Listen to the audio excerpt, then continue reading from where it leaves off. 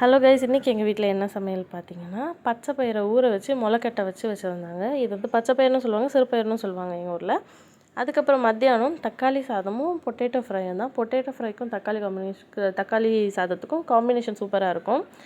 தக்காளி சாதம் வந்துட்டு எங்கள் அம்மா 2 விதமாக செய்வாங்க.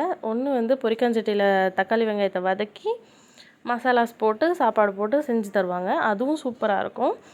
இது வந்துட்டு வெஜிடபிள் பிரியாணி ப்ராசஸ்லேயே பண்ணிவிட்டு, நான் வந்து வெஜிடபிள் பிரியாணிக்கு இந்த வெஜிடபிள்ஸ் எல்லாம் போடுவோம்ல, அதெல்லாம் இல்லாமல் வெறும் தக்காளி வெங்காயம் மட்டும் போட்டு குக்கரில் மூடி வச்சு செஞ்சு தந்தாங்க. சூப்பராக இருந்துச்சு. அது மட்டும் இல்லாமல் அதுக்கு சைட் டிஷ்ஷாக இன்னும் நாங்கள் என்ன சாப்பிட்டோம் அப்படின்னா வீல் சிப்ஸ் எனக்கு ரொம்ப பிடிக்கும். யாருக்கெல்லாம் வீல் சிப்ஸு, பொட்டேட்டோ ஃப்ரை இதெல்லாம் பிடிக்குமோ கண்டிப்பாக சொல்லுங்கள். அது மட்டும் இல்லை, குர்குரேவும் என் தம்பி வாங்கிட்டு வந்திருந்தான். ஸோ குர்குரேவும் நான் வச்சு சாப்பிட்டேன். சூப்பராக இருந்துச்சு. இந்த Kurkure, potato chips, wheel chips, அதுக்கப்புறம் இந்த பொட்டேட்டோ ஃப்ரை, இந்த மாதிரி டொமேட்டோ ரைஸ் இதெல்லாம் யார் யாருக்கு பிடிக்குமோ கண்டிப்பாக லைக் பண்ணுங்கள், கமெண்ட் பண்ணுங்கள், ஷேர் பண்ணுங்கள். நீங்கள் எல்லோரும் சாப்பிட்டு பாருங்கள். உண்மையிலே அது ரொம்ப டேஸ்ட்டாக இருக்கும்.